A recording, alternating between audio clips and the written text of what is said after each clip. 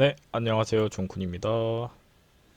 이번 시간엔요, 달카드에 대해서 알아보도록 하겠습니다. 달카드의 첫 느낌입니다. 일단은 뭐 어떤 그림인지 한번 보면서 얘기할게요. 두 개의 탑 사이에 큰 달이 떠 있어요. 네, 두 번째, 달에는 눈을 감은 사람이 옆에 모습이 그려져 있는데 원래는 제가 이거는 안 그렸습니다. 무슨 텔레토비도 아니고 제외시켰어요. 그리고 세 번째, 개와 늑대가 달을 향해 짖고 있는데 하나는 개고 하나는 늑대입니다. 네, 똑같이 생겼죠. 아니, 좀 다른가? 네, 무튼. 그리고 개와 늑대 뒤에 가재가 올라오고 있어요. 가재 귀엽네요. 그래서 이것들이 어떤 의미를 가지고 있는지, 어떤 키워드가 있는지 첫 느낌 보도록 하겠습니다. 달. 달을 명리학으로 봤을 때 우리가 뭐라고 그러죠? 정화죠. 그리고 뭐 태양은 병화겠고요. 이 달이라는 게 음이죠. 양은 아니죠. 타로에서도 마찬가지예요. 별과 비슷하지만 다른 음의 키워드를 많이 가지고 있어요. 그렇기 때문에 태양이 관장하는 것은요, 낮이고요. 달이 관장하는 건 음이죠. 그렇기 때문에 이 어둠을 밝히는 부분을 하기도 하면서 어둠을 지배하기도 합니다.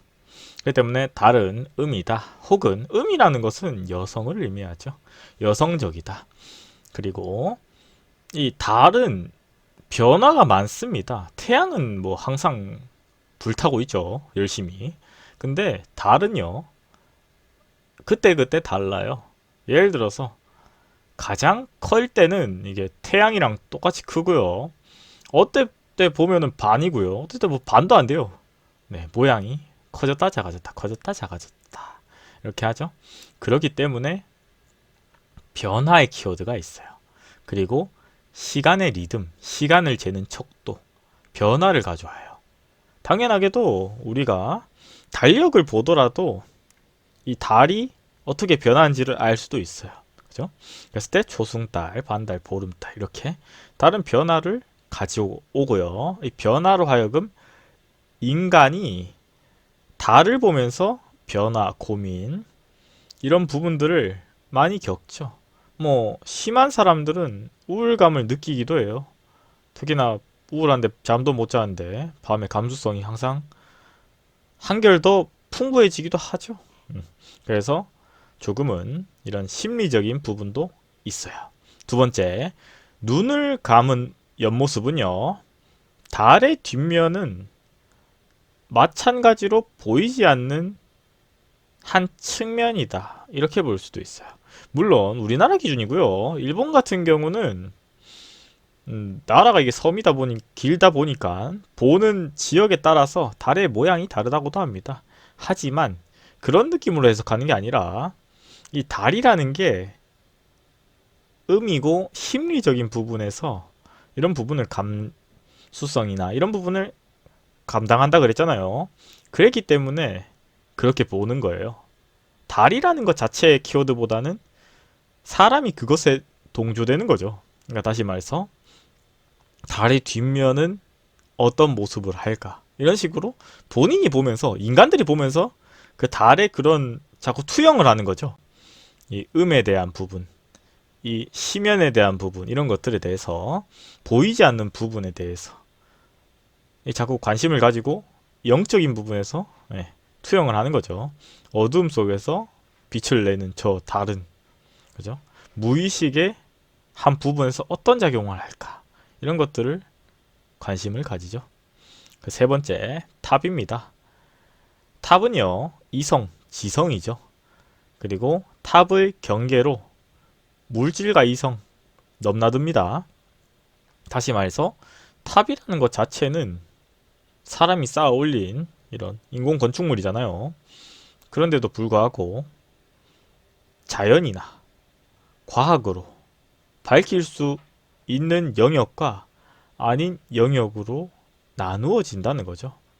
이 부분 역시 사람이 투영을 하는 거죠. 이 사람이. 그랬을 때 이 경계를 넘나드는 부분은 어떻게 보면은 탑의 안과 탑의 밖이 될 수도 있을 거고요.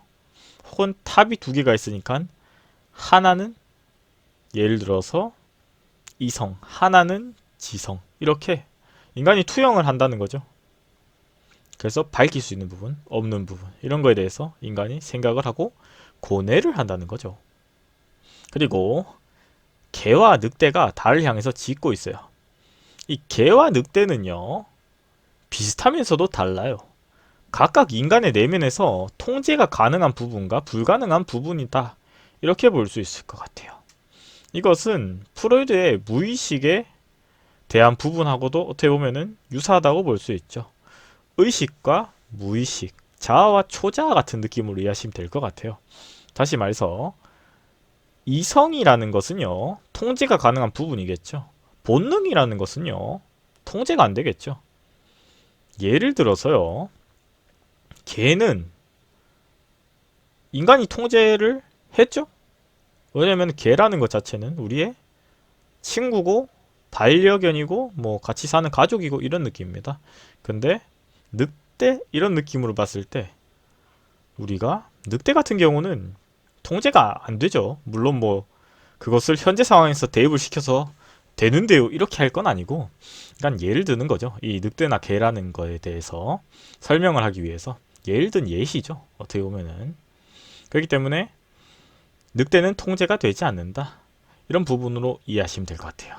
통제가 안 된다는 말은 본능이다. 이렇게 볼 수 있죠.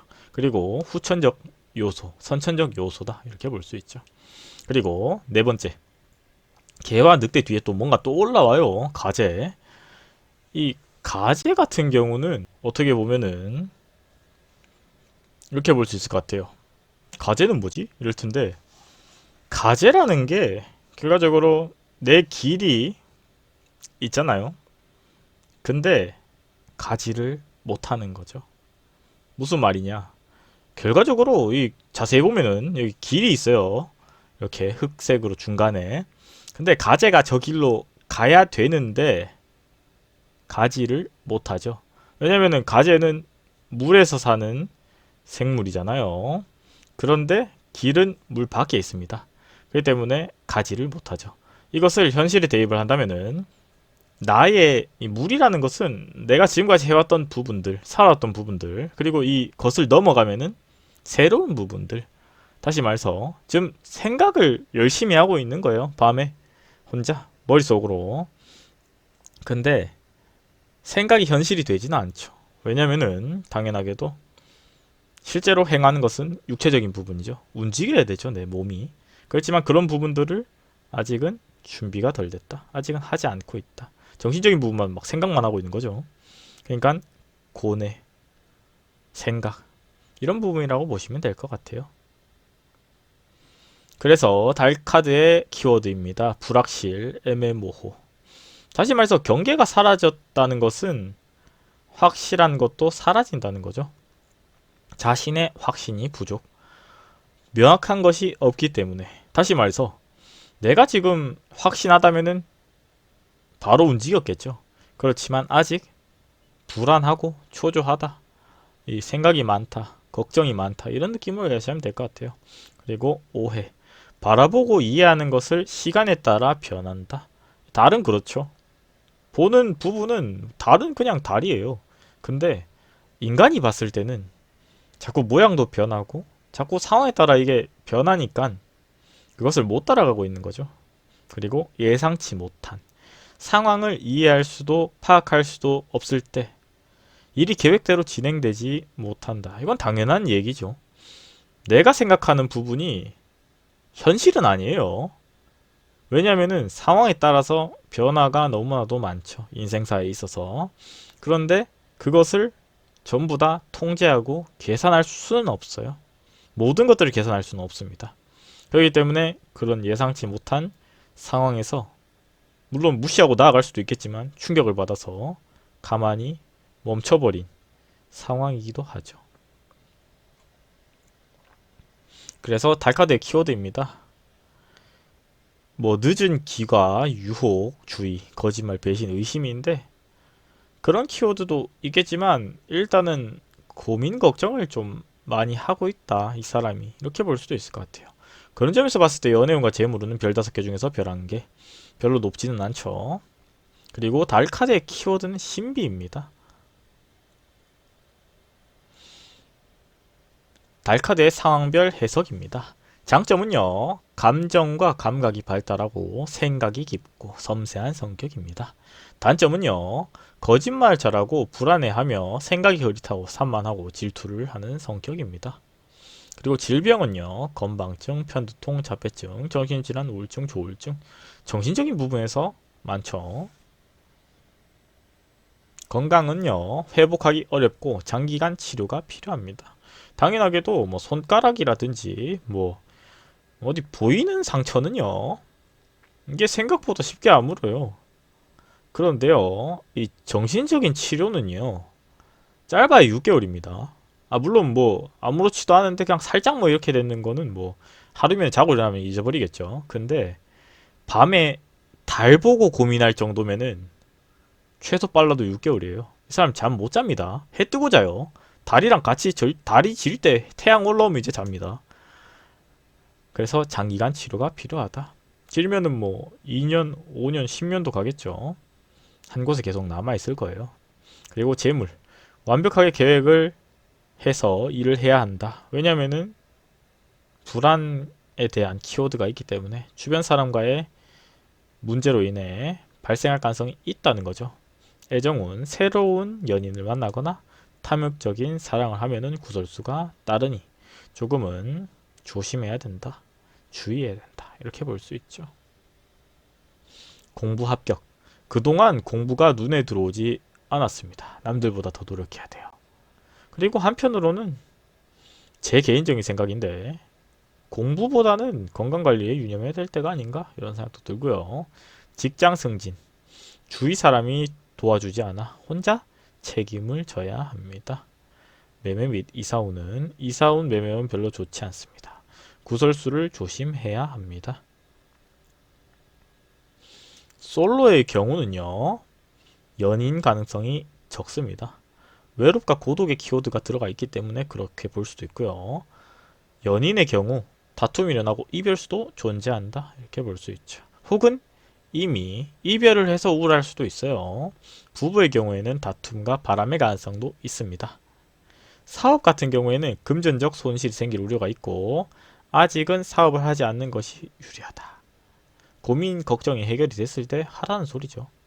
직장 생활은 일에 치여서 힘들 가능성이 존재합니다. 그래서 제가 봤을 때 이 달 카드에 대한 조언은요, 고민을, 걱정을 많이 한다고 해서 답이 나오지는 않아요. 몸도 움직일 때가 있어야 되지 않나? 마음만 계속 해봐야 힘들어지기만 힘듭니다. 조금은 행동으로 맞서볼 필요가 있다고 봐요. 왜냐하면 사람이라는 것은 두 가지 형태가 있다고 제가 말씀드렸죠.